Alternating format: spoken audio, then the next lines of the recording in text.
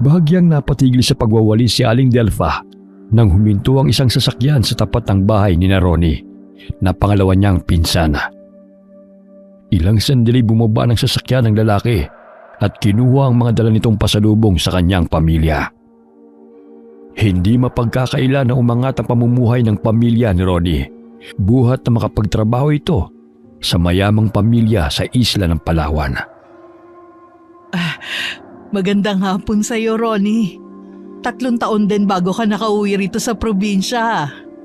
Ikaw pala, Delpa. Oo nga eh. Hindi kasi basta-basta makakauwi dahil sa trabaho. Kung sakaling nangangailangan kayo ng kasambahay, baka maaari mo naman ako o si Lucy ang ipasok mo roon. Kailangan ko kasi ng trabaho eh. Lalo na't ang Manong Alberto mo kalalabas lamang ng ospital dahil sa sakit sa puso. Hindi sapat ang kinikita ko sa pagtitinda ng gulay eh. Abay, tamang-tama. Nangangailangan si Senyora ng 2 kasambahay. Pwede ba kami na lamang ni Lucy? Masipag naman ang batang yun eh. O sige ba? Baka sumabay kayo sa pagbalik ko. 1 linggo pa naman ako rito. Nako, Ronnie, salamat ha. Hulog ka ng langit sa amin. Hindi na ako mamomroblema sa gamot ng manong mo. Abot langit ang pasasalamat ni Delfa sa pinsana dahil may trabaho nang naghihintay sa kanila ni Lucy. Hindi na niya pinalampas pa ang pagkakataon na humingi ng tulong sa pinsana. Dali-daling pumasok sa bahay si Delfa at masayang ibinalita sa asawa at mga anak ang sinabi ng pinsang si Ronnie. Lucy anak, may trabaho na tayo. Mamamasukan tayo sa mansyon na pinagtatrabahuhan ng tiyo Ronnie mo. Malaking tulong to sa atin, lalo na sa pagpapagamot ng itay ninyo. Paano po yun, Nay? Kung tayong 2 ang magtatrabaho ron, sino nang mag-aalaga kay itay? Nariyan naman ang tiyang amin ninyo. Hindi naman niya pababayaan ng itay niyo at 2 kapatid mo. Sayang din kasi anak ang oportunidad. Sige po, Nay. Ang importante ay tuluyan na pong gumaling si tatay. Agad na inihain ni Lucy ang kanin at ang ulam nilang talbos ng kamote. Maya-maya'y tinawag na niya ang mga kapatid upang sila'y makapaghapunan na. Kapag nakapagtrabaho na kami, makakabili na tayo ng litsyong manok. Ngayon pagtiyagaan na muna natin ng talbos ng kamote, mga anak ha. Sabik na nag-impake ng mga gamit si Delfa. Marahang hinawakan ni Alberto ang kanyang kamay at malamlam ang mga matang tumingin sa asawa. Napangiti si Aling Delfa at hinaplos ang pisngi nito. Buo na ang pasya ko. Malaking tulong to sa atin. Nakikita mo ba ngayon si Ronnie? Hindi ba't katulad din siya natin noon na mahirap? Ngayong malaki na ang bahay nila at may sari-sari store na sa bayan ng asawa niya. Makakaahon din tayo sa kahirapan, mahal. Kapag nakaipon na kami ni Lucy, magnenegosyo na lang kami rito. Hindi lamang ako sanay na mapalayo kayo sa akin. Ako ang dapat na nagtatrabaho eh. Ngunit ako pa itong alagain. Huwag mo nang isipin yan. Ang mahalaga may trabaho na kami ni Lucy. Isa pa nandun si Ronnie. Natitiyak kong ligtas kami ron. Sige. Basta tumawag kayo ha. Kapag hindi maayos ang trato nila sa inyo, umuwi kayo rito. Hindi may tago ang lungkot sa mukha ni Alberto nang yakapin ang asawa. Ngunit wala naman siyang magawa, kundi ang payagan na lamang ito dahil hindi naman siya makapagtrabaho dahil bawal sa kanya ang mapagod sanhi ng kanyang sakit sa puso. Habang nagsasampay ng labahin, ay nagulat si Lucy sa biglang pagsulpot ni Darwin sa kanyang harapan dahilan ng kanyang pagkatumba. Ano ba, Darwin? Basta-basta ka na lamang sumusulpot. Aatakihin pa ako sa puso nito eh. Pasensya ka na. Gusto lamang kitang imbitahan sa karawan ni Lola sa susunod na Sabado. Sabado? Hindi na siguro ako niyan makakapunta dahil sa Biyernes na ang alis namin ni Inay. Saan naman kayo pupunta? Mamamasukan kami bilang katulong sa mansyon na pinagtatrabahuhan ni Tio Ronnie. Naku, di ibig sabihin yan, hindi na tayo magkikita araw-araw? Ganun na nga. Wala naman akong magawa kundi ang pumayag eh. Dahil hirap na rin kami ngayon. Lalo na't labas-masok si Itay sa ospital at kinakailangan pang makabili ng kanyang mga gamot. Ayaw mo nun, hindi mo na ako nakikita at wala ka nang aasarin. Yun na nga mamimiss kita. Ang ibig ko sabihin, mamimiss kong asarin ka. Magkababata sina Darwin at Lucy. Lihim na may pagtingin si Darwin sa dalaga. Ngunit hindi niya maamin ang nararamdaman sapagkat ayaw niyang masira ang kanilang pagkakaibigan. Lalo na't batid niyang hindi pa handa ang dalaga sa pagkakaroon ng karelasyon. Dahil gusto pa nitong makapag-aral muli at maiahon ng pamilya sa kahirapan. Ito na siguro ang daan upang makapag-ipon ako at makapag-aral muli kapag kumaling na si Itay. Basta bumalik ka ha. Mamimiss ko kasi ang simangot mo sa tuwing inaasar kita. Ilang sandali may kinuha si Darwin sa bulsa ng kanyang pantalona at ibinigay kay Lucy ang maliit na bato na nakasilid sa pulang tela. Napatingin ang dalaga sa kaibigan dahil sa labis na pagtataka. Ano na naman to? Puro ka talaga kalokohan. Itago mo yan, Lucy. Malaki may tutulungan mo tiyang bato na yan na nagmula sa buboy o cotton tree. Ano naman ang gagawin ko rito? Itago mo yan na mabuti. Proteksyon yan sa panganib. May depensa pang kalahatan. Panlaban sa mga negatibong enerhiya. Lalo na sa aswang at masasamang elemento. Diba sabi mo sa mansyon kayo magtatrabaho? Nasisiguro kung maraming multo ron. Grabe ka naman. Tinatakot mo naman ako Kaya nga binigay ko sa iyo yan Dahil alam ko matatakutin ka. Ito pa ang bote na langis. Pahiran mo yan tuwing araw ng Biyernes para lumakas ang bisa ng mutyang yan. Huwag mong ipapahawak o ipapakita sa ibang tao. At huwag mong ihiwalay sa katawan mo.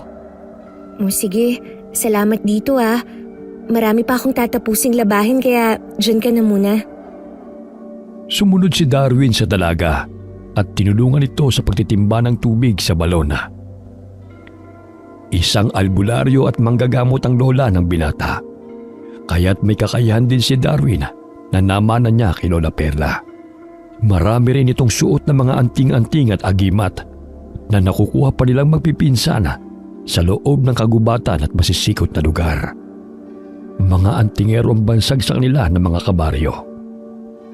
Pagdating ng bahay ay agad na inilagay ni Lucy sa bag na gawa sa abaka ang bato na ibinigay ng kaibigan. Sa palagay niya ay tama si Darwin na kailangan niya yon, lalo na't matatakutin siya sa multo. Katulad na lamang ng kanilang napapanood sa telebisyon na naninirahan sa malalaking bahay. Napasulyap si Lucy sa kanyang likuran nang mapansin ang paglapit ng kanyang ina. Anak, handa ka na ba sa Sabado sa pag-alis natin? Pagpasensyahan mo muna ha. Kailangan kasi natin ng trabahong yun para sa gamutan ng iyong Itay. Gustuin ko mang makapag-aral ka ngayong pasukan. Pero wala pa tayong budget dun Nasimot na ang lahat ng ipon namin ng Itay ninyo. Ayos lang po, Inay. Marami pa naman pong pagkakataon na makapag-aral muli. Mag-iipon na muna po ako sa ngayon. Maraming salamat anak sa pag-iintindi sa sitwasyon natin ngayon. Sino pa ba ang magtutulungan kundi tayo rin? Batid kong baon na po tayo sa utang. Napaismid na nga po si Tia Winona sa akin kanina dahil wala pa raw sa kalahati ang nabayaran nating utang niyo sa kanya. Hayaan mo na lamang siya. Mababayaran ko rin ang tiya ninyo. Naputol ang pag-uusap ng mag-ina nang marinig ang tinig ni Alberto habang nanonood ito sa telebisyon. Wari naiinis ito, ngunit patuloy pa rin ito sa panonood ng palabas. Lumabas ng kwarto si Delpha at tinanong ang asawa kung napano ito. Oh, ano ba nangyayari? Bakit ka na naman nagagalit? Makakasama sa'yo yan Itong pinapanood ko Talamak na naman ang nawawalang mga tao. Sunod-sunod na balitang kidnapping. Patayin mo na nga yung telebisyon. Mamaya atakihin ka sa puso niyan Sigurado na ba kayong sasama kayo kay Ronnie?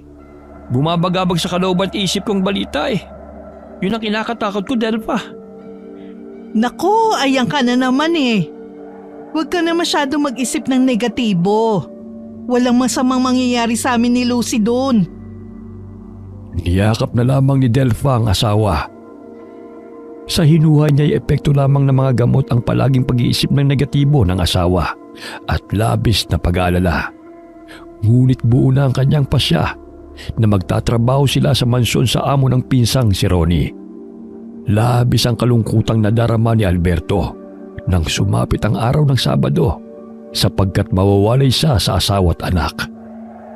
Maging sina Oko at Winnie umiiyak habang nagpapaalam sa ina't kapatid. Tumawag kayo kaagad kapag nakarating na kayo ron, ha? Huwag niyong pababayaan ang sarili niyo. Huwag ka mag-alala, Alberto. Kapag masunurin sa aking mga amo, wala magiging problema. Lalo na't maayos sila magpasahod. O sige na, Berto. Mag-ingat kayo rito ng mga bata, ha? Nakausap ko na rin si Ami. Kaya panatag ang kalooban ko dahil nariyan ang kapatid mo. Ang gamot mo, wag lang pumalya sa pag-inom, ha? Maging si Darwin ay nagpaalam sa kaibigan na mababanag ang lungkot sa mukha nito.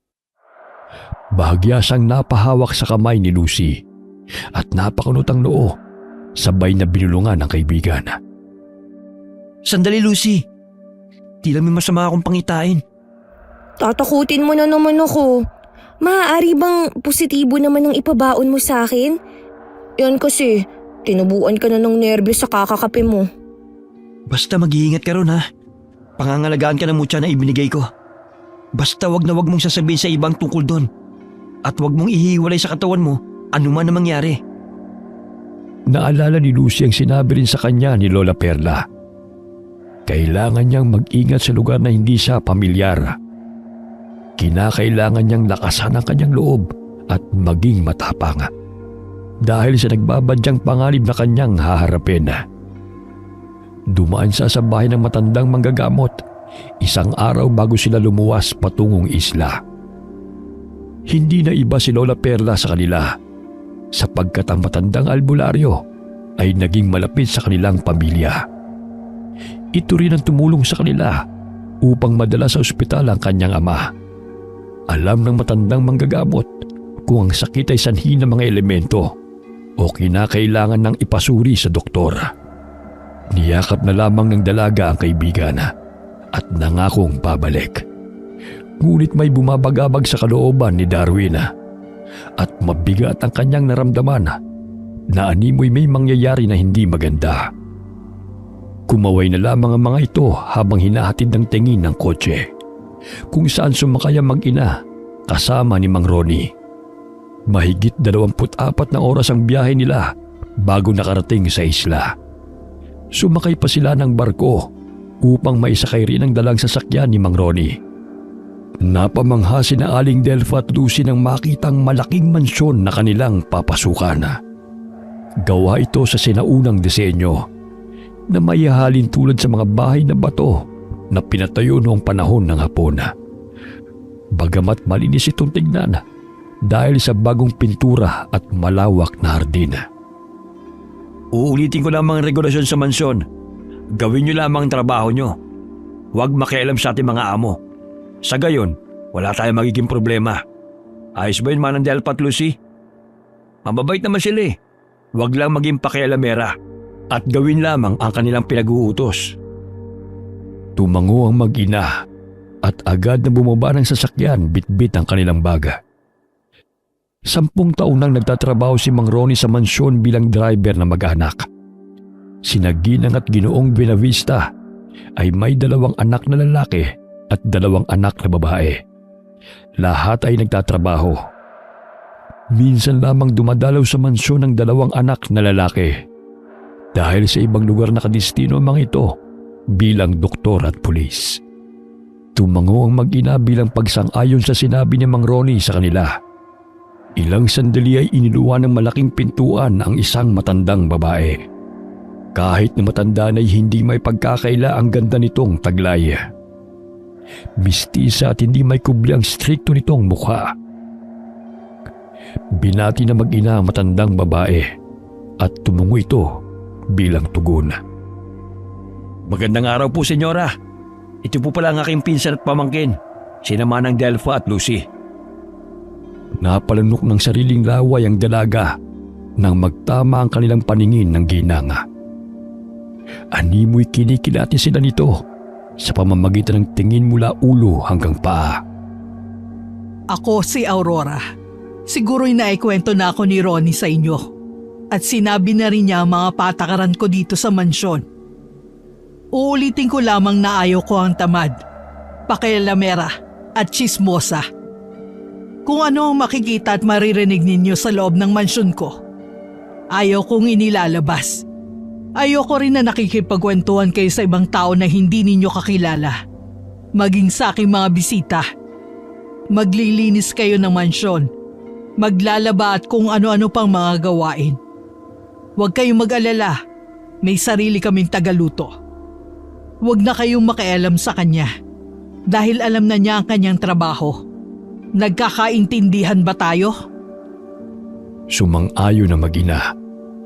Matapos nakausapin sila ni Senyora Aurora, ay agad na itong tumalikod at bumalik ng silid. Sinamahan sila ni Ronnie sa silid na kanilang tutulugan. O sige, magpahinga na kayo.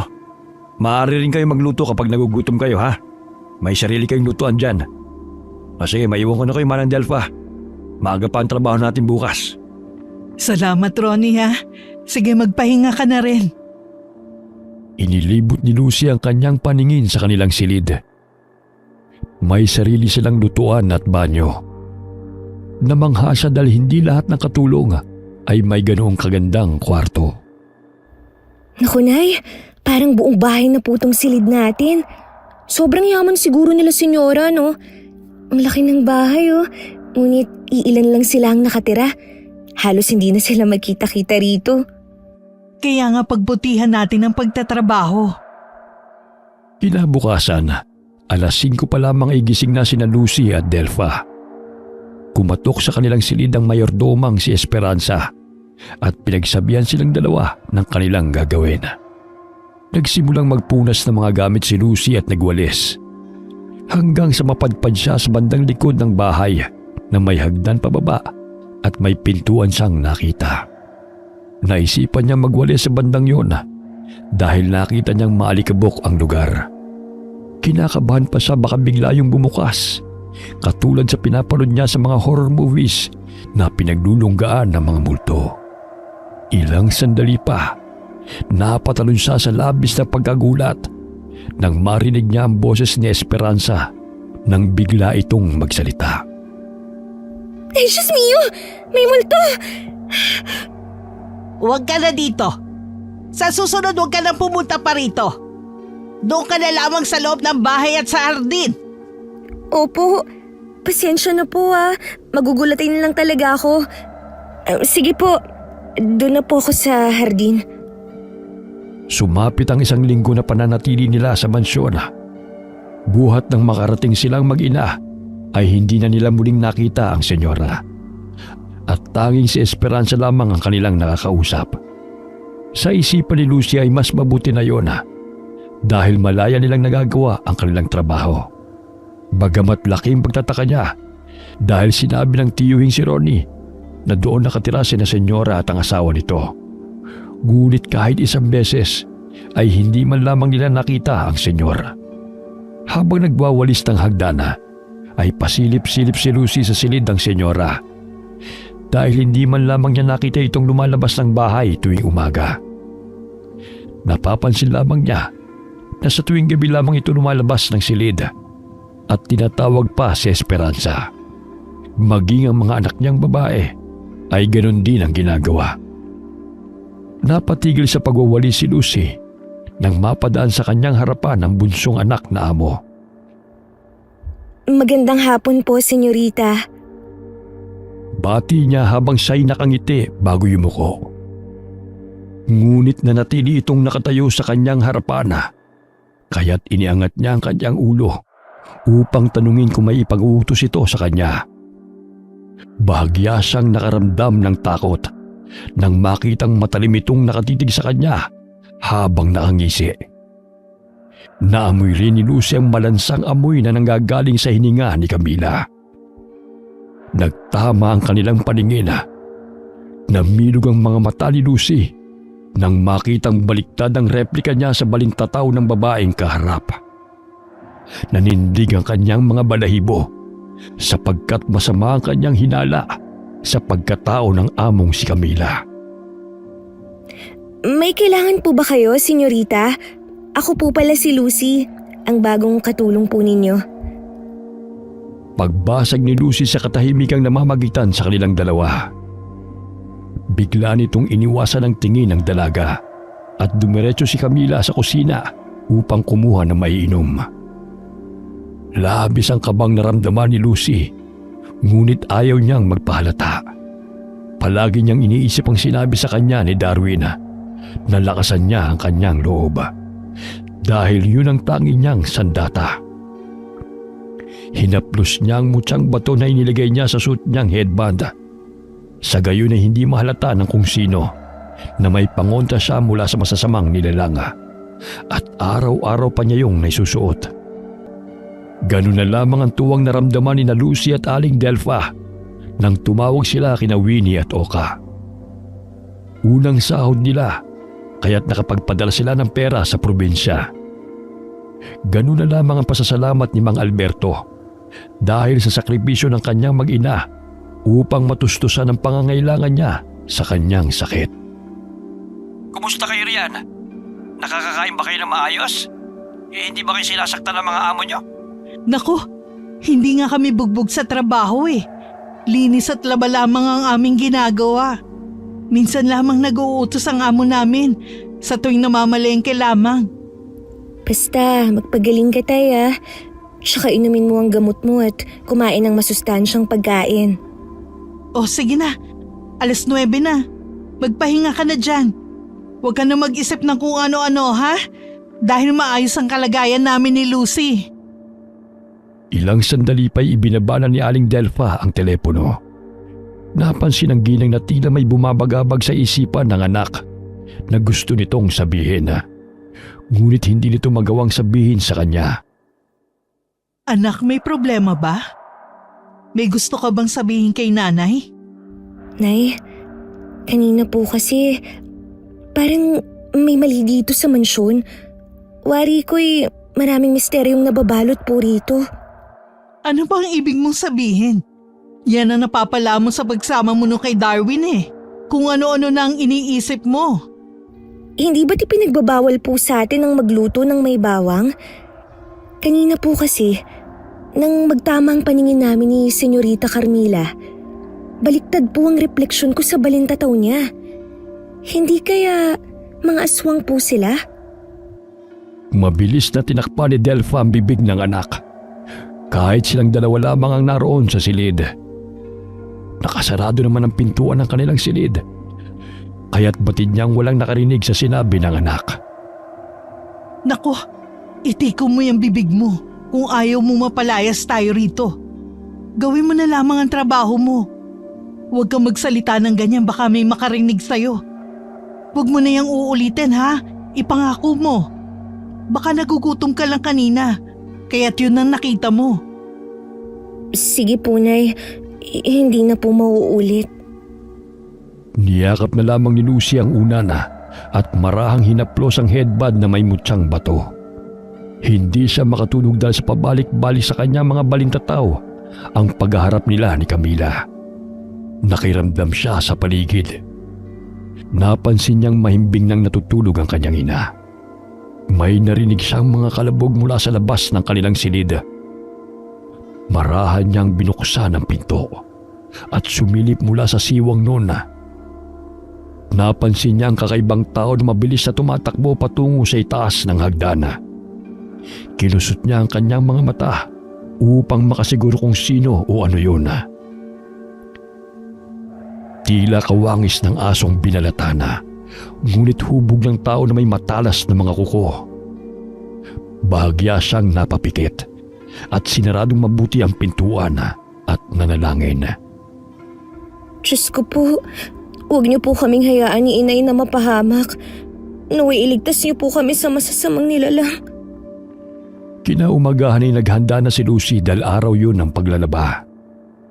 Hindi naman yun ganun karami, kaya't nagpresenta siya sa ina na siya na lamang ang gagawa nun. Napansin niya ang bahid ng dugo sa damit ng senyora.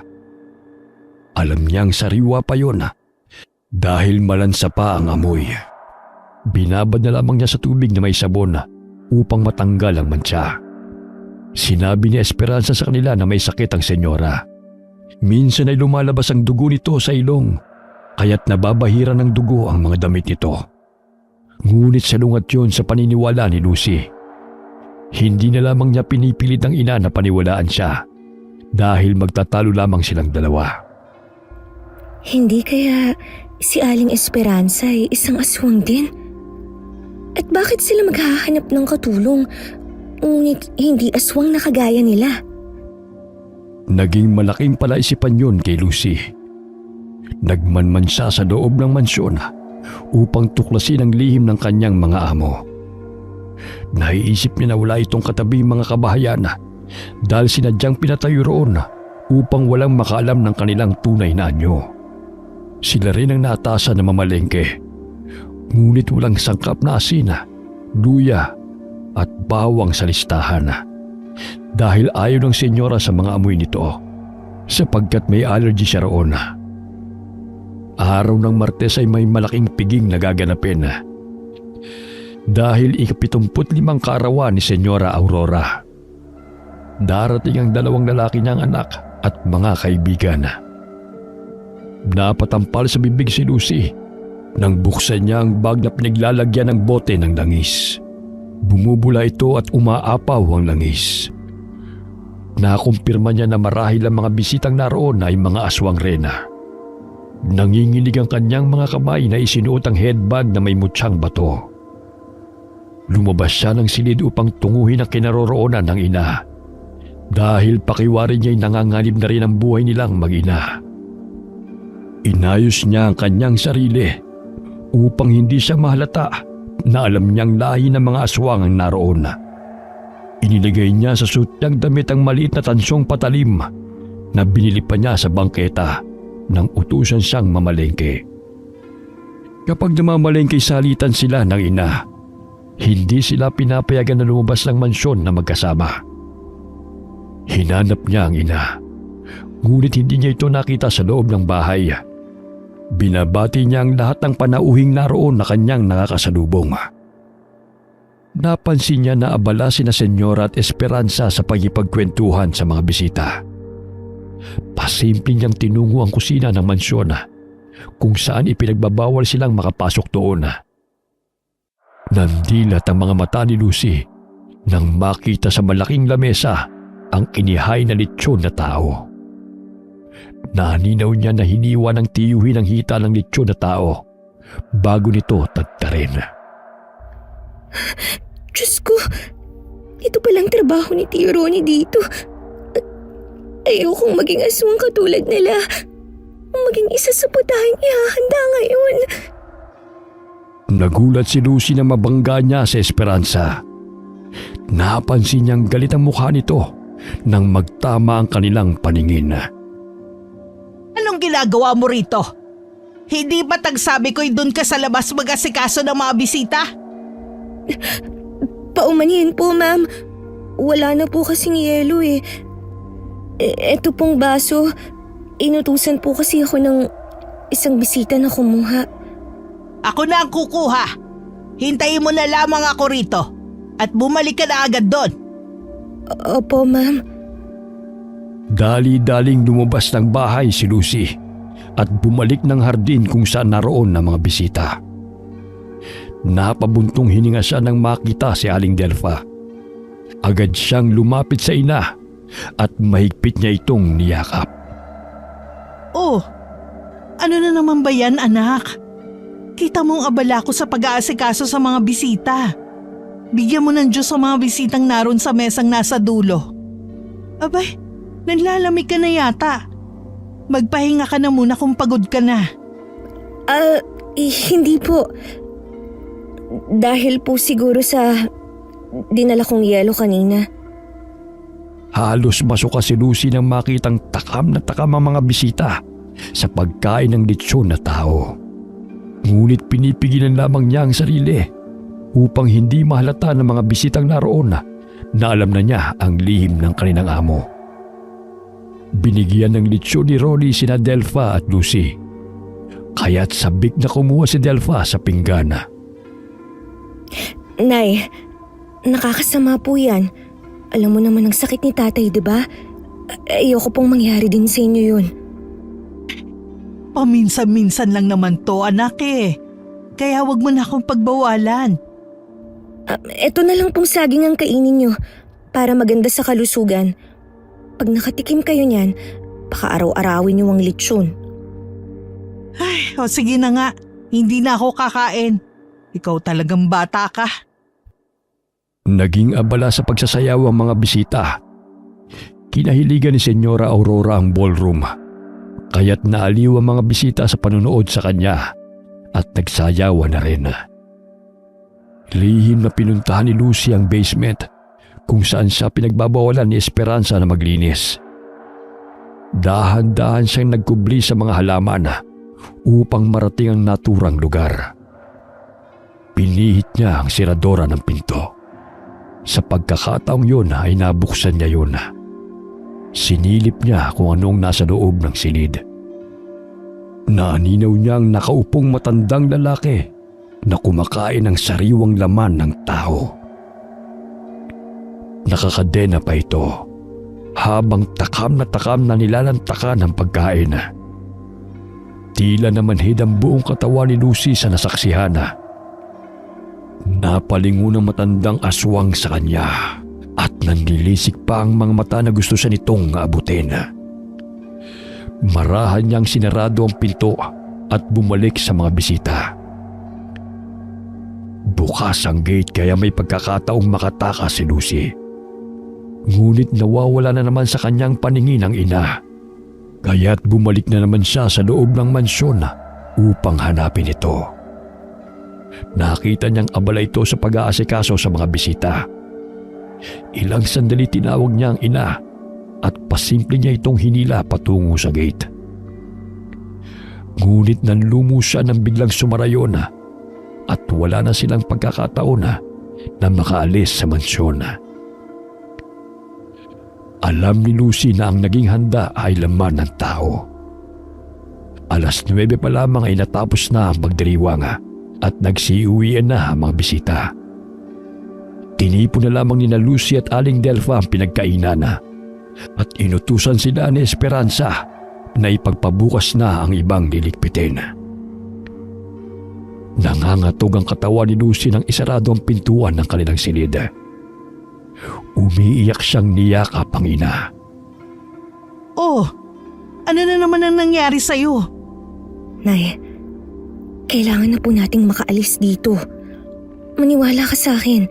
Nanganganib ang buhay natin. Pakiusap, Nay. Kahit ngayon lang makinig ka naman sa akin. Ano ba ang ibig mong sabihin? Nay, mga aswang sila. Baka tayo na ang kanilang lapain o maging aswang din tayo. Nakita ko po ang pagkain na kanilang inihanda. Karni ng tao. Sabihan natin ng Tio Ronnie mo. Sa gayon makalis tayong 3 rito. Huwag, Nay. Alam ni Tio ang lahat. Siya mismo ang tumadtad sa nilitsyong tao. Pakiusap, Nay. Huwag kang magpapahalata na alam na natin ang lihim nila. Kailangan nating makaalis dito sa lalong madaling panahon. O sige, sarado mo na mabuti ang pinto. Magpahinga na muna tayo. Mag-iisip ako ng paraan para makaalis tayo rito. Hinarangan ng kama ni Lucy ang pinto. Sa gayon ay mahihirapan ang aswang na makapasok sa kanilang silid. Magkatabi silang mag-ina. Kahit anong pagod ay hindi makatulog si Lucy dahil sa kanyang mga nalaman. Kinaumagahan ay nasimot na ang lahat ng natirang handa sa pagdiriwang. Tanging ang mga hugasin na lamang ang naroon. Nagluto ng sariling pagkain ang mag-ina at hindi kumain ng mga inihanda sa pagdiriwang. Ang dahilan nila ay hindi sila sanay kumain ng karne at natatakot silang magkasakit sa puso. Kaya puro gulay at isda na lamang ang kanilang kinakain. Ang dahilan kung bakit normal na tao ang kinukuha nilang kasambahay ay upang hindi matunton o sundan ng mga kalaban ng mga aswanga ang tinitirhan ng pamilya ni na Senyora Aurora. Dahil inuutusan nila ang mga ito sa pamamalengke o anumang gawain na may kinalaman sa paglabas ng bahay. Isang araw ay nagpaalam sina Delpha kay Esperanza na uuwi sila ni Lucy ng probinsya dahil nagkasakit si Winnie. Ma'am, uuwi sana kami ni Lucy ng probinsya. Kahit 3 araw lang kami roon. Kailangan kasi ko ng anak ko eh. At si Lucy sasama sa kanyang ama sa pagpapacheck up sa doktor. Oh, bakit 2 pa kayo? Di ba pwedeng ikaw na lang at maiwan dito si Lucy? Wala nang maglilinis sa mansyon kung magkasama kayong umalis. Kailangan po kasi kami ng anak at asawa ko eh. Ikaw ay papayagan na makauwi. Ngunit si Lucy ay mananatili rito. Ipapahatid na lamang kita kay Ronnie. Maluha-luha ang mga matang sinulya pa ni Delpha ang anak. Ngunit mahigpit siyang hinawakan ni Lucy sa kamay. Agad na tumalikod si Esperanza at tinungo ang kusina. Ayos lang yun, Nay. Kaya ko ang sarili ko. Tsaka mas mabuting ikaw ang umuwi dahil kailangan ka ni tatay.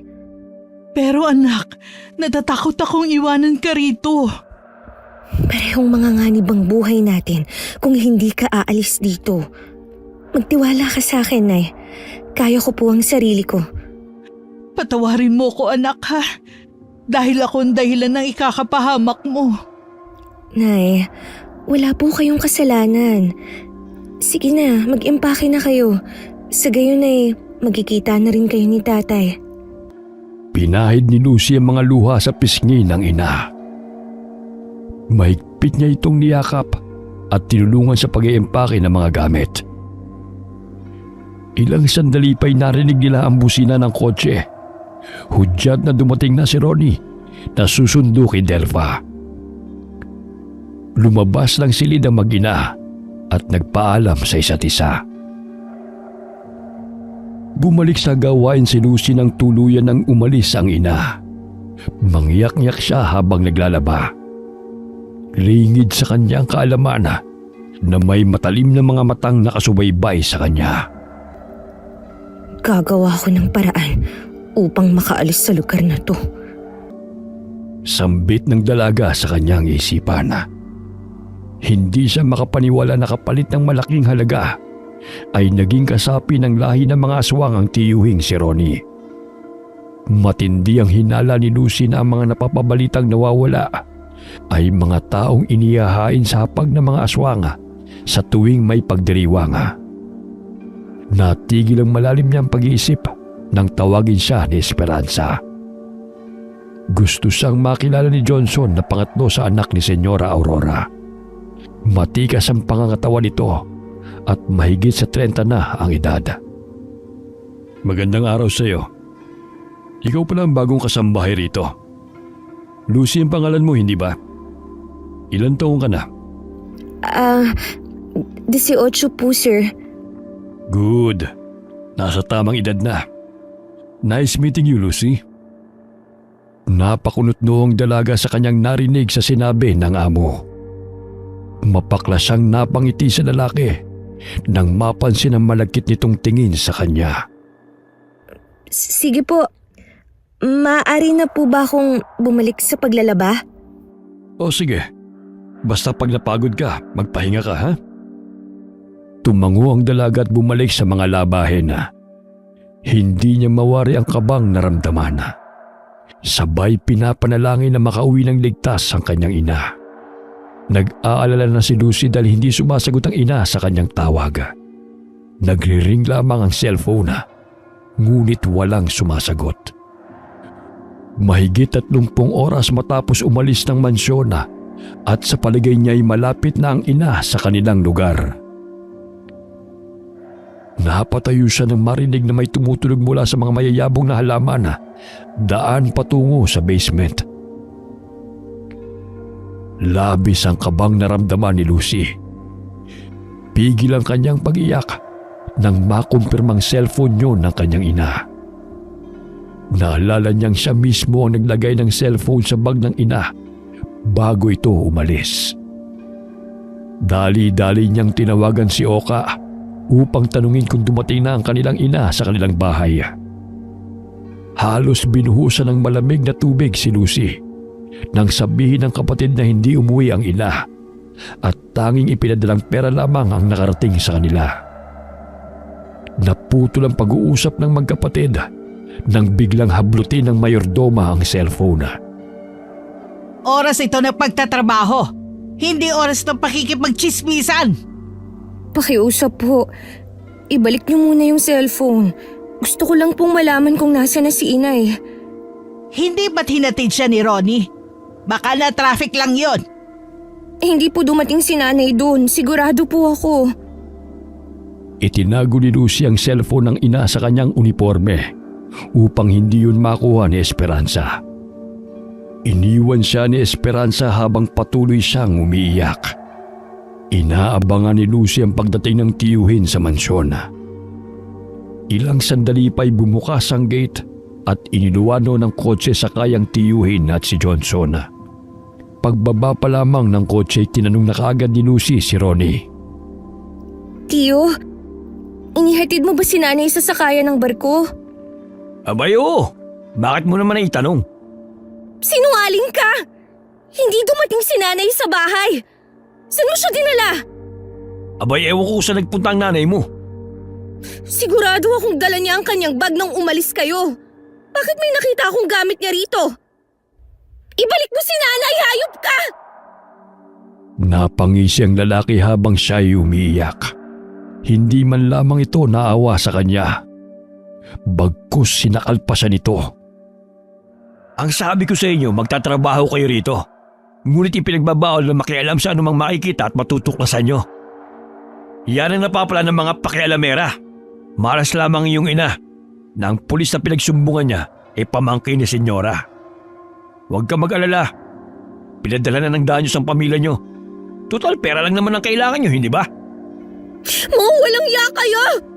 Nasaan na si inay? Mga demonyo kayo! Anong kinuha niyo sa kanya? Bitiwan mo na siya. Hayaan mo ako na magpaliwanag sa kanya. Namamaos na sa kasisigaw at kaiiyak si Lucy. Inakay siya ni Johnson patungo sa basement. Nangangatog ang kanyang katawan na lumakad. Ayaw pa niyang sumama, ngunit hinihila siya ng lalaki.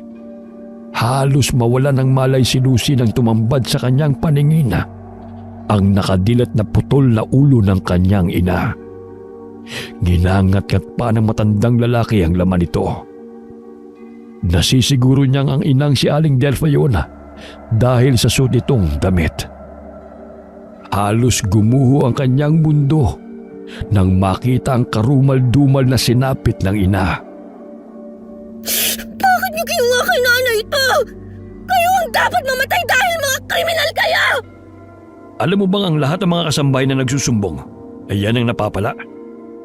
Huwag mo nang isipin pang tumakas dahil hindi ka na makakalabas dito.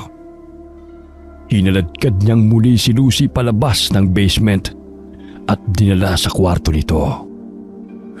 Pinunit niya ang damit ng dalaga at walang awang pinagsamantalahan ng kahinaan nito.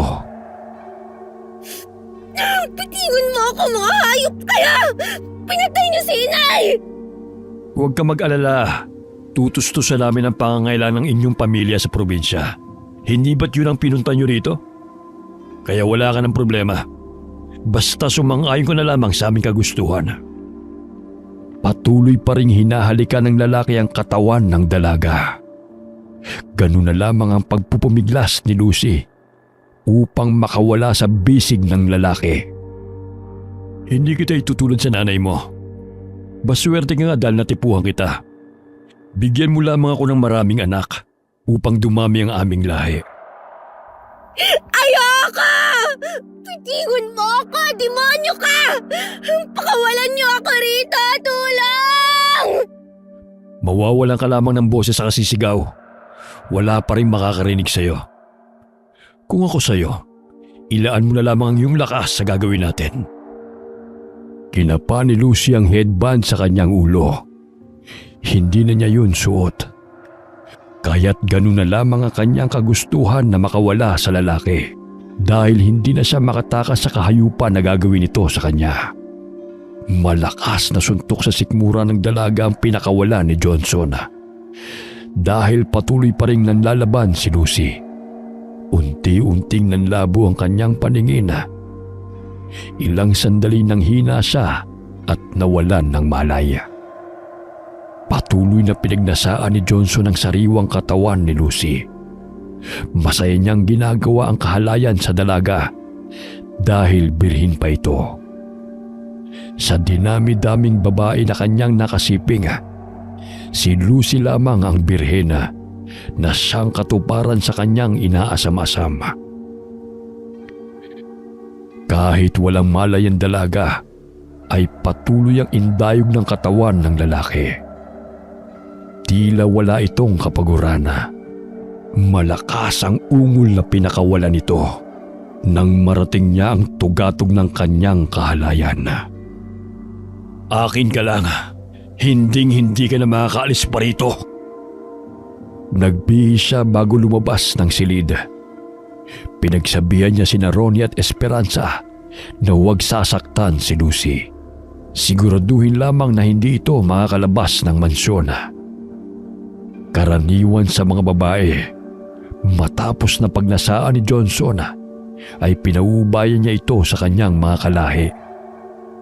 Ngunit sa pagkakataong yun, ay naging espesyal si Lucy sa kanya.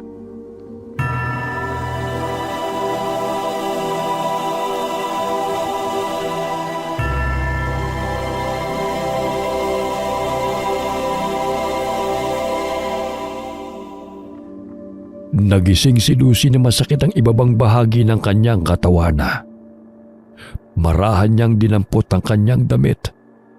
Ngunit niluray-luray na yun ng lalaking lumapastangan sa kanya. Humagulgul siya ng iyak at niyakap na lamang ang sarili at tinakpan ng kumot. Naalala niya ang headband na may mutyang bato.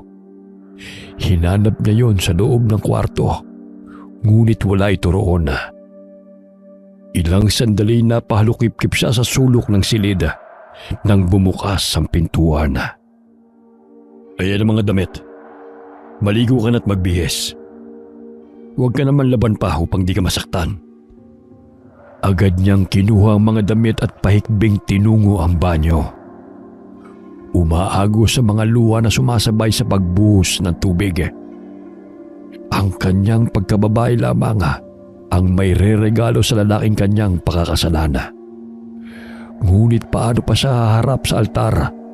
Gayong nilapastangan ng malademonyong lalaki ang kanyang pagkatao.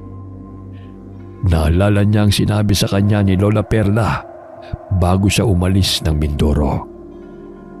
May mapagdadaanan kang panganib, ngunit ang tangi mong sandata ay ang iyong lakas ng loob at pagiging matapang, at gamitin ang isip upang ito'y mapagtagumpayan. Matapos maligoy agad siyang nagbihis at humarap sa salamin. Kuyumang kamaong sinasabi niya sa sarili na kailangan niyang maging matataga upang makaalis sa mansyon. Inayos niya ang sarili upang hindi na magalit si Johnson sa kanya at hindi na siya muling saktan pa nito. Ikinulong siya ng lalaki sa silid at hindi pinayagang makalabas kahit sa hardin man lamang. Inasawa siya nito upang paramihin ang kanilang lahi. Isang buwan ring nanatili si Lucy sa loob ng kwarto. Dinadalan lamang siya ni Esperanza ng pagkain. Huwag ka nang mag-inarte dyan. Pabuti nga't nagustuhan ka ni Senyorito eh. Kung hindi, laman ka na ng tiyan ng mga ito. Hindi umimik si Lucy. Tanging tingin lamang ang ginawad niya sa babae. Paglabas ni Esperanza ng silid, ay agad na itinago ni Lucy ang tinidor upang gawing sandata. Maya-maya'y pumasok ng kwarto si Johnson upang sabayan siya sa pagkain. Hindi kumakain si Lucy dahil nandidiri siya sa karne na inihain sa kanyang harapan. Hindi ako kumakain ng karne. Kung maaari ay gulay na lang. Nasanay kasi ako sa probinsya. O sige, palitan na lamang natin yan. Ilang sandali tinawag muli ng lalaki ang mayordoma upang ipaghanda ng uulaming gulay si Lucy. Matapos na ibigay ng mayordoma ang nilutong gulay sa dalaga, ay inirapan niya si Lucy. Plano ng dalaga na paamuhin ng lalaki. Sa gayon ay pumayag ito sa kanyang mga kahilingan. Naging mabait siya kay Johnson at hindi lumalaban sa tuwing gusto man itong may mangyari sa kanila. Senyorito, maaari ba akong magpahangin sa hardin? 1 linggo na rin kasi akong nakakulong. Hindi naman ako makakalabas ng mansyon. Napatigil ito sa pagnguya ng pagkain at napatitig kay Lucy. Napabuntong hininga na lamang ang dalaga at nagpatuloy sa pagkain. Sapagkat mababanaag sa mukha ng lalaki ang hindi pagsang-ayon sa kanyang nais. O sige, basta't huwag kang gagawa ng bagay na ikakagalit ko. Tumango si Lucy at lihim na nakaramdam ng pag-asang makatakas. Matapos niyang kumain ay tinungo niya ang hardina. Pasimple niyang hinanap doon ang headband na naglalaman ng mutyang bato ng buboy. Napangiti siya nang makitang naroon ito sa ilalim ng mayabong na halaman. Mabuti na lamang at hindi ito natagpuan at sinunog ni Esperanza. Agad niya yung isinuot at dali-daling bumalik sa silid na tinutulugan nilang mag-ina. Naalala niyang araw yun ng Biyernes, kaya't kinakailangan niyang pahiran ng langis ang mutya upang mapalakas ang bisa nito. Binuksan niya ang kanyang baga. Nakita niyang konti na lamang ang natirang langis dahil sa umapaw ito. Kinuha niya ang bote at pinahiran ng langis ang mutyang bato sa headband. Kaya pa ng langis na palakasin ang bisa ng mutya. Mutyang bato ng buboy.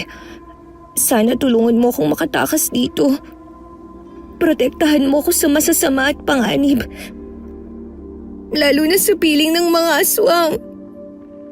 Hindi man lubos na alam ni Lucy kung paano palakasin ang bisa ng mutya. Ngunit patuloy siyang sumasambit ng panalangin. Kinuha niya mula sa ilalim ng kama ang maliit na tansong patalim at itinago yun sa kanyang bulsa, kasama ang bote ng langis. Agad siyang lumabas ang silid ng may marinig na mga yabag at bumalik sa hardina. Hindi basta-bastang nagbubukas ang gate dahil kinakailangan pa ng remote control o di kaya yung pinipindot na password sa gilid nito. Tanging si Esperanza ang humahawak ng remote. Ang password naman ng gate ay tanging ang mga ito lamang ang nakakaalama. Sa 5 buwan na kanilang pamamalagi sa mansyon ay hindi man lamang itinuro sa kanila ni Esperanza. 6 na numero ang kinakailangang pindutin. Ngunit paano ko kaya malalaman yun? Bigla siyang nagulat at napatigil sa pag-iisip nang may humawak sa kanyang bewanga. Hinalik-halikan siya sa leeg dahilan ng kanyang pandidiri. Gusto niyang lumayo at sampalin ang lalaking gumagawa noon sa kanya. Subalit pinipigilan niya ang sarili upang hindi makagawa ng ikakagalit ng lalaki. Hinila siya nito sa kwarto at doon na naman ginawa ang kahalayan sa dalaga. Yan ang gusto ko, mabait at masunurin. Kalimutan mo na ang iyong pamilya. Tanggapin mo nang dito ka nararapat sa mansyon kasama ang aming lahi. Nanginginig ang mga kamay ng dalaga at gusto niyang saksakin ang lalaking nakadagan sa kanya. Ngunit hindi naman niya magawang makalabas ng mansyon dahil hindi niya mabuksan ang gate. Nangingilid ang mga luha sa kanyang mga mata at nagpatialod na lamang sa ginagawa ng lalaki sa kanyang katawan. Sumagi sa kanyang isipan ang mukha ni Darwin at ang pang-aasar nito sa kanya. Pinanghahawakan niya ang pangako sa kaibigan na siya'y babalik ng probinsya. Gusto kong bumuo ng pamilya kasama ka. Sa dinami-daming babae na aking nakasiping, ikaw ang kakaiba sa lahat. Gusto kong magkaroon tayo ng maraming anak. Natameme si Lucy sa sinabi ni Johnson sinisigurado nito na hindi na siya makakalabas ng mansyon. Ngunit kinakailangan niyang linlangin ng lalaki. Magtataka ang pamilya ko sa probinsya kung puputulin mo ang ugnayan ko sa kanila. Lalo na ang pagpapadala ng pera. Ang alam nila maayos ang kalagayan namin dito. Sakaling wala silang natatanggap na pera buwan-buwan, magtataka at mag-aalala ang mga yun. Yun lang ba ang problema mo? Huwag ka mag-alala. Dodoblein ko ang binibigay mo sa kanila. Basta't maging masunurin ka lang sa akin. At huwag mong tatangkain na tumakas. Dahil hindi ako magdadalawang isip na patayin ka. Tumango ang dalaga at napangiti ng pilit. Hinalikan siya ng lalaki sa noo bago ito bumangon at nagbihis. Huwag ka mag-alala. Sinabihan ko na si Esperanza na ipagluto ka ng iyong nais. Nakakausap ko na rin ang aking mga magulang at kapatid ng tungkol sa atin. Kaya walang makakagalaw sa iyo rito bukod sa akin. Hindi ba nila ako papatayin? Kagaya ng ginawa nila sa ibang mga bihag? Ikaw ang napili kong maging asawa. Kaya walang sino man na makakapanakit sa iyo. Pagmamay-ari na kita. Naiintindihan mo ba? Hindi makatulog si Lucy dahil sa lalim ng kanyang iniisip. Itinago niya ang maliit na tansong patalim sa lumang florera na naroon sa kanyang silid. Tumayo siya sa bintana at inilibot ang mga mata kung saan maaari siyang makadaan. Mataas ang pader, kaya't imposibleng makaakyat siya roon. Tanging sa entrance at exit na gate lamang siya makakadaan. Kabilugan ng buwan. Naalala niyang araw yun ng Biyernes, kaya't taimtim siyang nanalangin habang nakatingin sa bilog na buwan.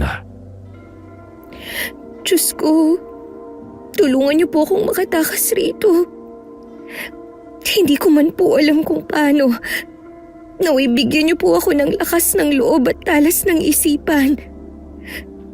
Mutyang bato na ipinagkaloob sa akin.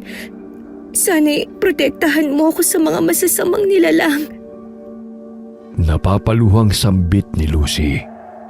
Ilang sandali napatampal siya sa kanyang bibig nang makitang may dalawang aswang na lumapit sa gate at binuksan yun. Lumabas sa mga ito. Batid ni Lucy na ang mga babaeng kapatid ni Johnson na mga yun na siyang nambibiktima sa Karatig Baryo. Naaninaw rin niya si Ronnie na pumasok sa loob ng mansyon na may daladalang sako na may bahid pa ng dugo. Maging ang tiyuhin ay pumapatay ng tao upang dalhin sa mga matatandang among aswang. Mahimbing na natutulog si Johnson kaya't naisipan niyang bumaba ng mansyon at tignan ang numerong pinindot ng dalawang aswang. Nagbabaka sakali siyang may iniwan itong mga bakas. Lalabas na sana siya ng kwarto nang biglang naramdaman niyang kumilos ang lalaki. Bakit gising ka pa? Patulog ka na. Magbabanyo lang ako. Naiihi kasi ako Napapikit si Lucy dahil munti ka na siyang mahuli ng lalaki sa kanyang pagtakas. Bahagya siyang napaupo sa banyo at maluhaluhang napasubsob sa kanyang mga palad. Maya-maya'y pinahid niya ang kanyang mga luha at bumalik sa kanilang higaan. Maagang nagpaalam si Johnson sa kanya dahil may trabaho pa ito sa bayan. Ang aswang na katulad ng mga ito ay nakikisalamuha kasama ng mga tao. May mga pangontra mga ito upang itago sa mga albularyo at manggagamot ang tunay nilang pagkatao.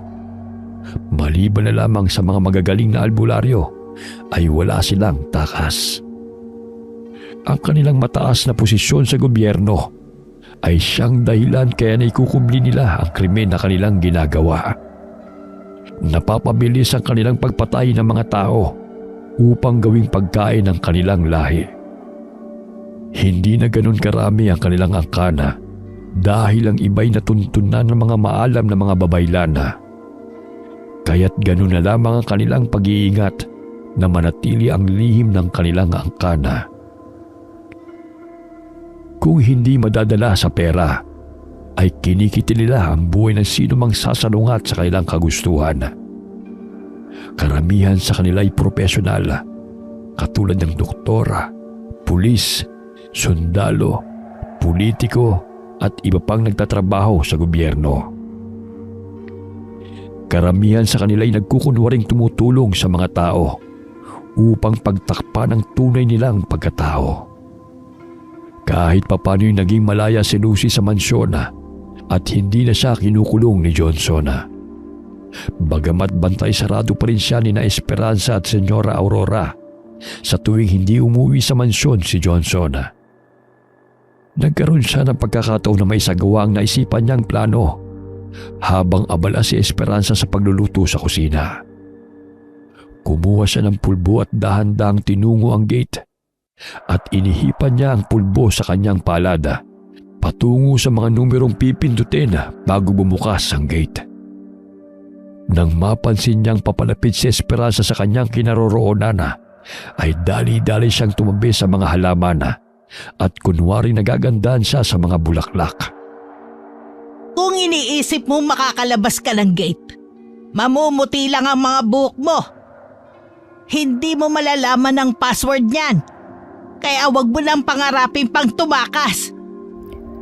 Hindi naman ako tatakas eh. Hindi ka naman makakatakas dito kaya nasabi mo yan. Ilang babae na ang ganyang galawan.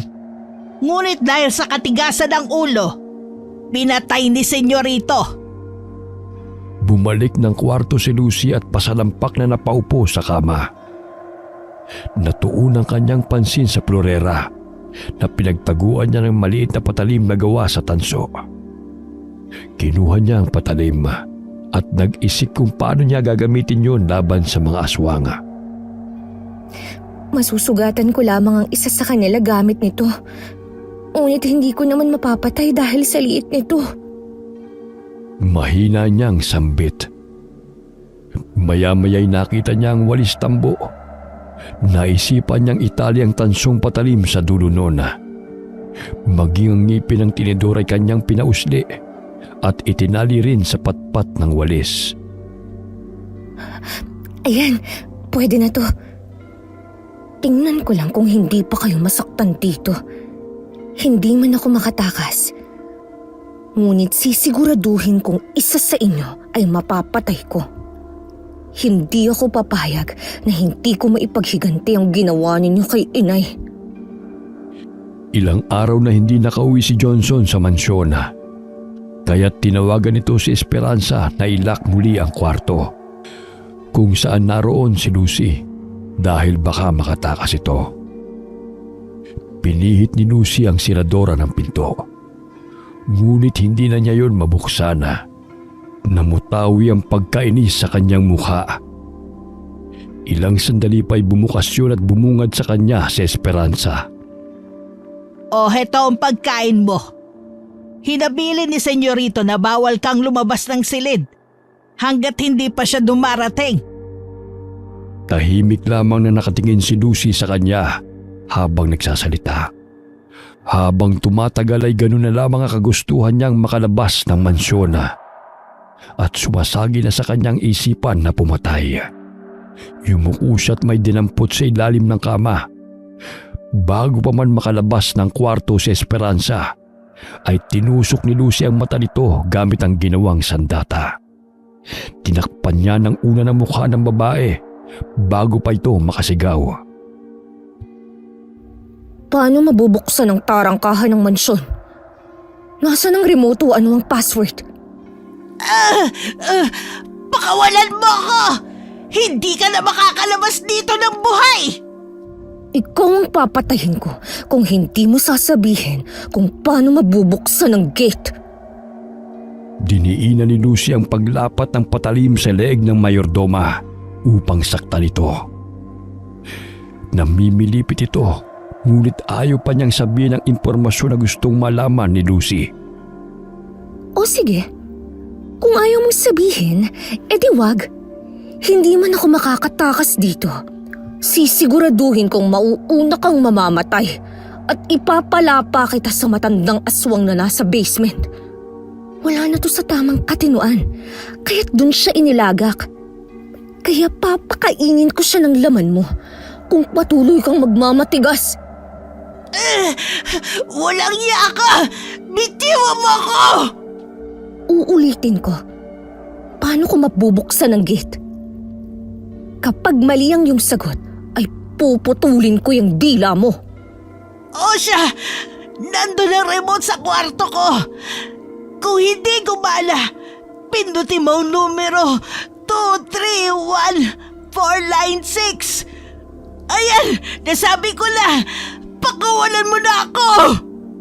Sisiguraduhin ko muna kung hindi ka nagsinungaling. Gamit ang kurtina ay tinali ni Lucy si Esperanza sa panan ng kama. Binusalan din niya ang bibig nito upang hindi makasigaw. Maingat na tinungo ni Lucy ang kwarto ng mayordoma, ngunit nakakandado yun. Dumiretso sa gate at pinindot ang numerong sinabi ng babae. Ngunit hindi yun bumukas, kaya batid niyang nagsinungaling ang babae. Kaya't bumalik siyang muli sa kanilang kwarto. Malakas na sampalang dumapo sa pisngi ng mayordoma dahil sa gigil ni Lucy sa kanya. Sinungaling kang matanda ka. Mali ang ibinigay mong numero. At nasan ang susi ng iyong silid? Hindi ako uto-uto kagaya mo na hindi nag-iisip. Sa palagay mo ba sasabihin ko kung nasan yon? Kahit patayin mo man ako, wala kang mapapala sa akin. Maya-maya lamang darating na si Senyorito at malalaman niyang ginagawa mo sa akin. Talaga lang ha?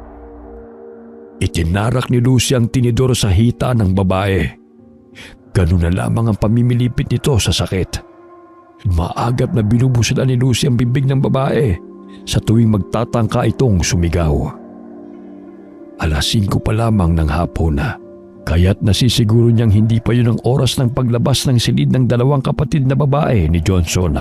Pumunta ng kusina si Lucy upang maghanap ng maaaring gamiting sandata. Wala siyang nakitang patalim. Batid niyang itinago yun ni Esperanza, maliban na lamang sa 2 posporo na nakapanya sa ibabaw ng kabinet. Nakaagaw rin ang pansin ng 2 tangke ng gasol na ginagamit sa pagluluto. Binuksan niya yun at planong sunugin ang mansyon kapag nakalabas na siya. Tinanggal niya ang pulbura sa bawat posporo at inilagay sa siradora ng pintuan ng silid ni Esperanza. Agad niya yung sinindihan. Ilang sandali pinihit niya ang siradora at nabuksan niya yun. Hinanap niya sa bawat sulok ng silid ang remote ng gate. Hanggang sa natagpuan niya yun na nakasilid sa isang kahon. Napangiti si Lucy at nagmadaling lumabas ng kwarto. Akmang pipindutin na niya ang remote nang bigla siyang tawagin ni Senyora Aurora. Lucy, nakita mo ba si Esperanza? Kanina ko pa siya hinahanap. Hindi po, senyora. Kapag nakita mo siya, sabihin mo sa kanya, napuntahan ako sa aking silid. Opo, makaaasa po kayong ipagbibigay alam ko sa kanya. Itinago ni Lucy ang remote sa bulsa ng kanyang bestida upang hindi yun mahalata ng amo. Dumidilim na rin kaya't kinakabahan siya na baka malaman ng mga kapatid ni Johnson ang nangyayari kay Esperanza. Pinindot niya ang remote at bahagya itong bumukas. Ngunit naunsami ang kanyang pagtakas nang biglang hablutin sa kanya ni Camila ang remote. Ibigay mo sa akin yan! Ngunit mapaklang napangisi ang babae at walang imik na siya'y sinabunutan. Bagamat lumaban si Lucy sa pananakit ni Camila sa kanya, sinabunutan rin niya ang babae at iniuntog-untog pa ang ulo nito sa dingding. Akala mo ba hindi ako lalaban sa'yo? Ha? Namilog ang mga mata ni Lucy nang biglang humaba ang dila ni Camila at biglang nagbago ang anyo nito bilang aswang. Ang bunsong anak ang pinaka-agresibo sa magkakapatid. Animoy sintu-sintu katulad ng kanilang ama. Maliksing nakaiwas si Lucy mula sa pagsugod ng aswang na si Camila. Dahil sa ingay na kanilang nilikha, ay bumaba ng hagdan sina Senyora at ang kapatid nitong si Luisa. Anong nangyayari dito? Bakit kayo nag-aaway na dalawa?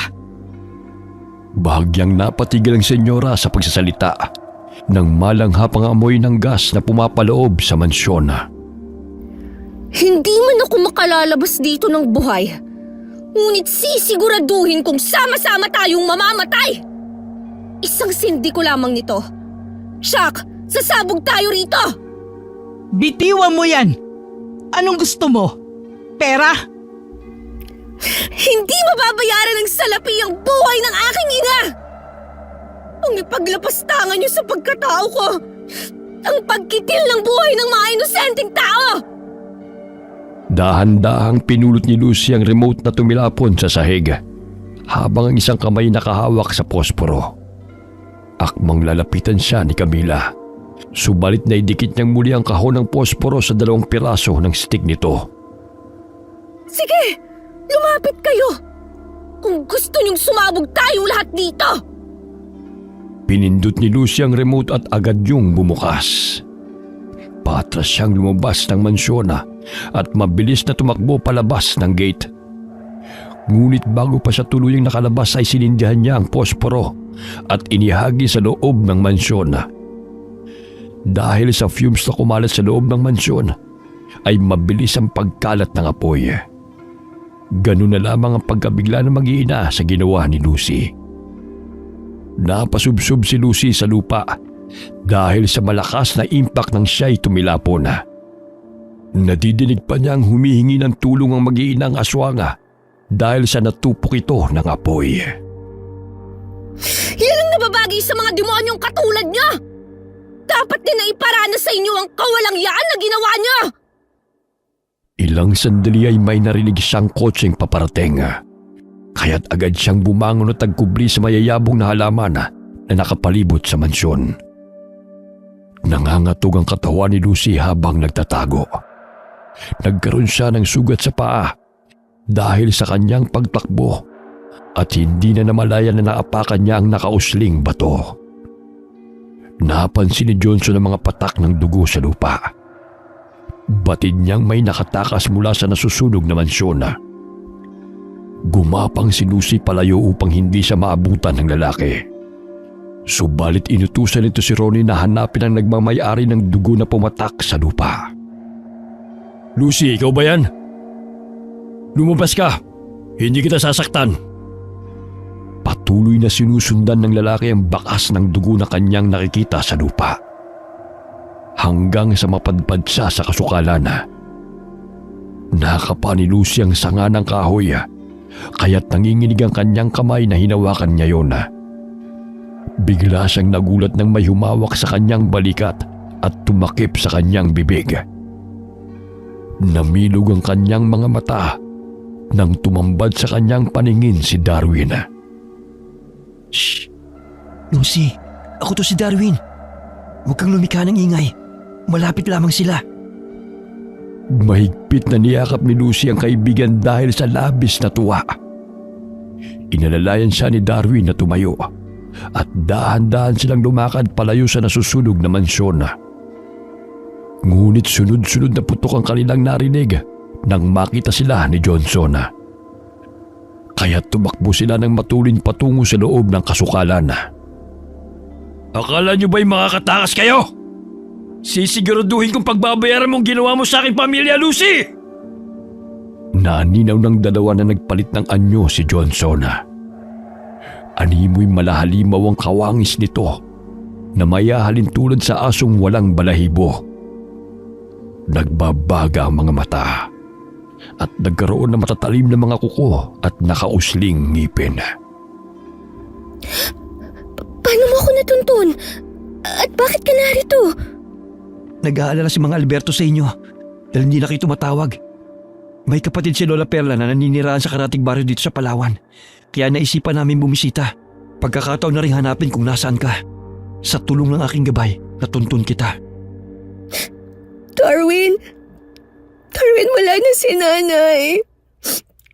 Pinatay nila. Nangalahi sila ng aswang. Huwag ka nang umiyak. Baka marinig pa tayo ng aswang. Kinuha ni Darwin ang mga sangkap sa kanyang baga at nagsimulang magpausok gamit ang kamangyan at mga pinatuyong dahon. Kiniskis niya ang mutyang bato ng buboy at inilagay sa ginawang pausok. Sa tulong noon ay nakakapagpahina ng masasamang nilalang sa tuwing makakalanghap ng usok. Naninag ni Lucy na wari nagagalit na ang aswang sa ginagawang pagpapausok ni Darwin. Animoy ginagawa na nitong tambol ang dibdib. Lumundag ito patungo sa itaas ng kahoy at nagpalipat-lipat. Batid ng dalaga na hinahanap siya nito. Nang biglang may naramdaman siyang pumulupot sa kanyang leeg, dahilan na nahirapan siyang huminga. Kinuha ni Darwin ang patalim sa kanyang tagiliran at pinutol ang dila ng aswang na sumasakal kay Lucy. Malakas na atungal ang kanilang narinig nang maputol yun ng binata. Isa rin palang aswang ang tiro ni mo. Ilang araw na kami nagmamanman ng dalawa kong pinsan dito. Ngunit hindi kami makapasok dahil sa taas ng sementong bakod na nakapalibot sa mansyon. Sunod-sunod na palawang narinig ni Lucy na siyang nakadagdag ng kanyang takot. Napalukip-kip siya sa dibdib ng kaibigan habang nangangatog ang katawan. May kasama ako. Nagkukubli lamang sa paligid sina Enrico at Joma. Mga pinsan kong mga antingero din. Ilang sandali lumundag pababa ng puno kung saan sila nagkukubli. Tumambad sa paningin ni Lucy ang nakasisindak na itsura ng aswang. Ibigay mo sa akin ang babaeng yan kung ayaw mong pati ikaw ay madamay sa kawalang hiya na dinulot niya sa pamilya ko. Kayo nagpahirap sa kanila, kaya dapat lamang sa inyo yan. Sinugod silang dalawa ng aswanga, kaya't binitiwan siya ni Darwin at sinabihang magtago. Inilabas ni Darwin ang buntot ng pagi na kanyang dala at iwinasiwa sa harapan ng kalaban nitong aswanga. Ganun na lamang ang pag-ilag ng aswanga. Inilabas nito ang mahaba niyang dila at pinulupot sa paa ng binata. Hinila niya ito ng ubod lakas, dahilan ng pagkabuwal ni Darwin sa kinatatayuan nito. Kinaladkad niya ang binata at papalapit sa kanya. Subalit maagap na sinaksak ni Darwin ang dilang humihila sa kanya, kaya't nabitiwan siya nito. Sinuntok-suntok na naman ng aswang ang kanyang dibdib. Pahiwating na labis ang galit nito. Tumakbo itong muli upang sugurin ang binata. Dahil sa laki ng katawan ng aswang ay bahagyang nahirapan si Darwin. Pilit na sinasakmal ng aswang ang binata. Tumutulo pa ang malagkit na laway nito sa katawan ni Darwin. Pagsisisihan mong tinulungan mo ang babaeng yan! Nararapat lamang sa inyo ang mamatay! Mga alipin! Kung may mamamatay man sa ating dalawa, ikaw yun! Samahan mo ng iyong pamilya sa impyerno at hayaan mong mamuhay si Lucy na masaya kasamang mahal niya sa buhay! Walang sasaya! Hindi ako papayag na mabuhay pa ang traidor na babaeng yan! Isasama na kita! Nagulat ang aswang nang may malakas na bagay na humampas sa kanyang ulo. Bitiwan mo siya! Walang yaka! Tumayo ang aswang at sinakal si Lucy. Binitin siya ng aswang pataas. Nararamdaman pa niyang lumalapat ang matatalim nitong mga kuko sa kanyang leeg. Kaya't habol-habol ang kanyang paghinga. Akmang dudukutin niya ang laman loob ng dalaga. Subalit mabilis na napigilan ni Darwin ang kamay nito. Paulit-ulit na sinaksak siya ng binata sa likod gamit ang tansong patalim. Unti-unting lumuwag ang pagkakasakal ng aswang sa dalaga at bumagsak ito sa lupa. Maya-maya'y may dalang pinatulis na kawayan si Joma at itinarak yon sa bandang puso ng aswang. Nagtulungan na magpinsa na diinan ang pagsaksak ng kawayan sa dibdib ng aswang upang masiguradong mamatay ito. Sumuka ito ng dugo bago bumulagta sa lupa. Naaninaw ni Lucy na kinakaladkad ni Enrico ang isa pang aswang. Batid niya na yun ang tiyo Ronnie niya. Hindi ako makapaniwala na ligtas na ako. Maraming salamat sa inyo, Darwin. Kung hindi kayo dumating, marahil patay na ako ngayon. Labis ang tuwa ng niyakap ng dalaga ang kaibigan habang umiiyak. Ilang sandali pa'y may narinig silang tunog ng bumbero. Umalis na tayo rito bago pa may makakita sa atin. Hayaan mo na lamang na sila makatuklas sa mga aswang na to. Nilisan nila ang lugar na yon. Tila nabunutan ng tinik sa dibdib si Lucy dahil nabigyan niya na ng hustisya ang pagkamatay ng kanyang ina.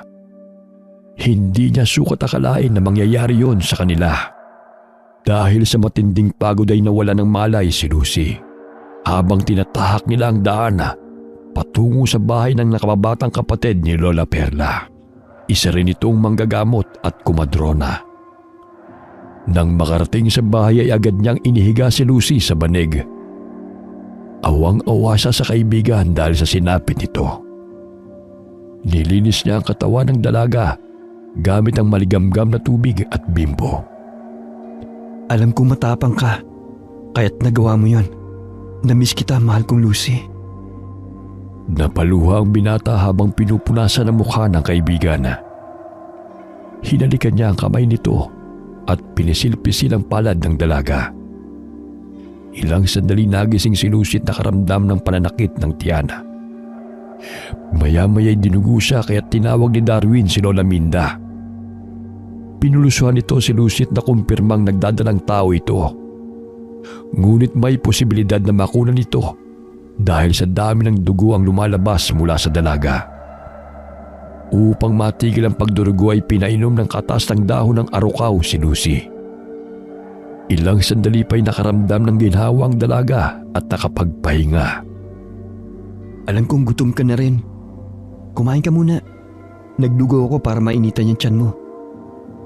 Sinubuan ni Darwin ang kaibigan. Matapos kumain ay nagpalit ng damit si Lucy na pinahiram sa kanya ni Lola Minda. May mga pera at alahas pa sa bulsa ng pinagbisang damit nito na natagpuan ng binata. Nakuha yun ni Lucy na pagmamayari ni Esperanza. Hindi niya napansin na nailagay niya sa bulsa ang alahas at mga pera nito sa sobrang pagkataranta. Kinabukasan, ibinalita sa telebisyon ang nangyaring sunog sa mansyon. Ngunit naging laman ng balita ang natagpuang bangkay ng dalawang aswang malapit lamang sa mansyon. Naging saksi ang mga bumbero na siyang nagresponde sa sunog. Hindi man makapaniwala ang mga ito, ngunit kitang-kita nila kung paano nagbago ng anyo ang mga natagpuang bangkay ng mga aswang bilang tao pagsapit ng umaga. Nakumpirma na ang driver na si Ronnie at ang hepeng si Johnson na natagpuang patay. Naging palaisipan sa mga tao kung sino ang pumaslang sa mga ito. Nalaman ni Lucy na siya'y nagdadalang tao.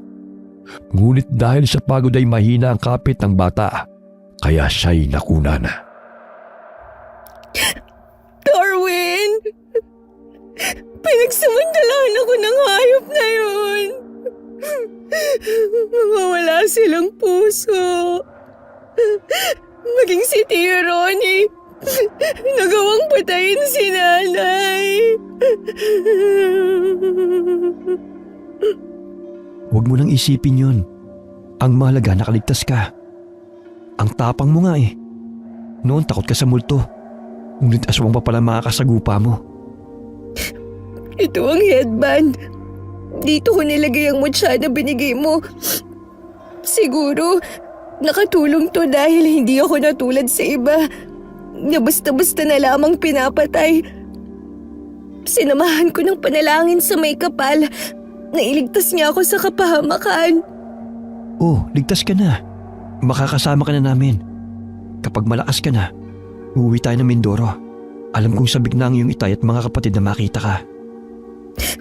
Maraming salamat sa inyo, Darwin. Sa pagligtas niyo sa akin.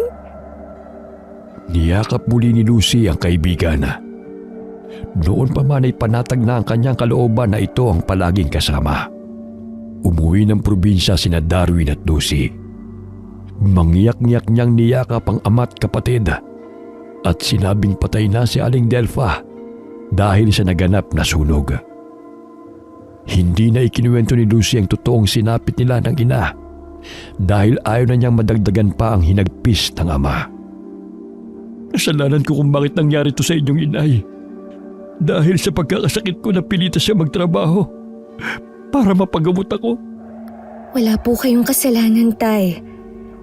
Kahit sino, hindi gugustuhin ng magkasakit. Mahal ka namin, kaya kusang loob kaming nagtrabaho. Kaya wag na wag mong sisisihin ang sarili mo sa pagkawala ni Nanay. Dahil alam namin kung gaano mo siya kamahal. Mahigpit na niyakap ni Alberto ang larawan ng pinakamamahal na asawa. Niyakap siya ng mga anak upang maibsan ang labis nitong kalungkutan.